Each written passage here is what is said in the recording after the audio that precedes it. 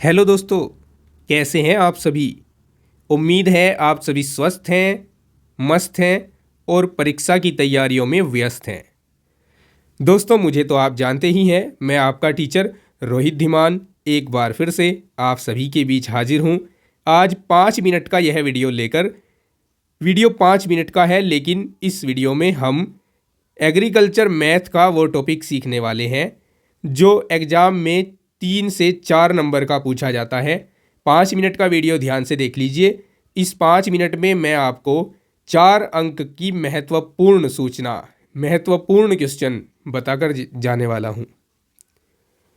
अब टॉपिक है निर्देशांक ज्यामिति से, और टॉपिक क्या है? किसी रेखाखंड को m अनुपात n के अनुपात में अंतः विभाजित करने वाले बिंदु के निर्देशांक।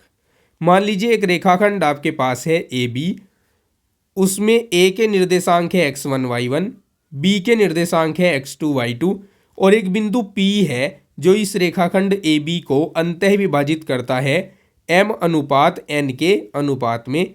तब इस बिंदु के निर्देशांक क्या होंगे?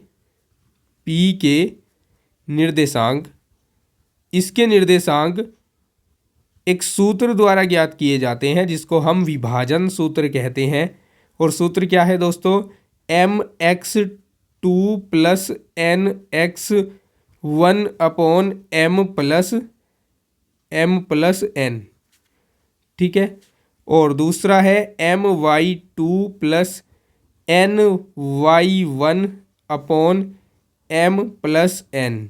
कुछ कुछ किताबों में और कोई कोई टीचर यहाँ m और n न लेकर m1 और m2 लेते हैं। तो अगर अनुपात m1 और m2 लिए जाएं तो ये सूत्र कुछ इस तरह लिखा जाता है m1x2 plus m2x1/m1 plus m2 और m1y2 plus m2y1/m1 plus m2। ठीक है।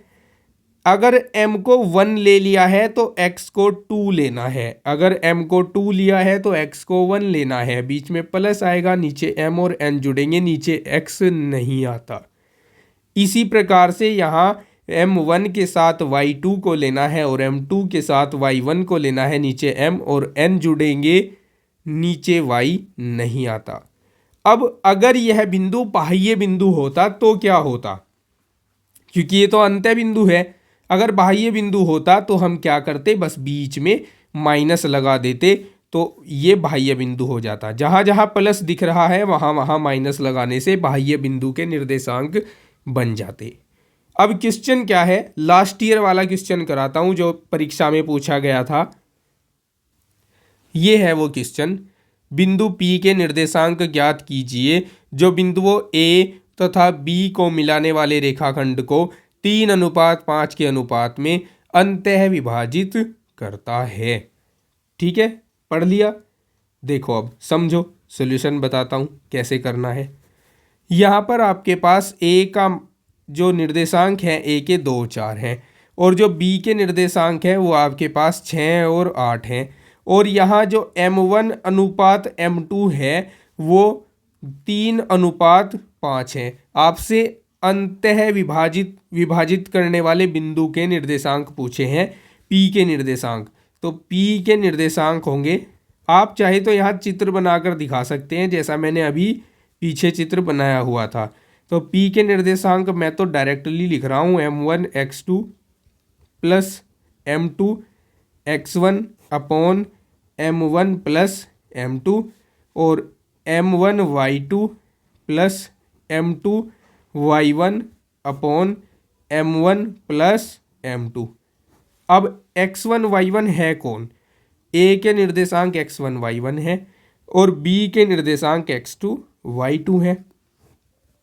ठीक है, यहाँ रखते हैं वैल्यू। m1 का मान 3 है, x2 का मान 6 है, m2 का मान 5 है, x1 का मान 2 है, बटे में 3 + 5 आ जाएगा।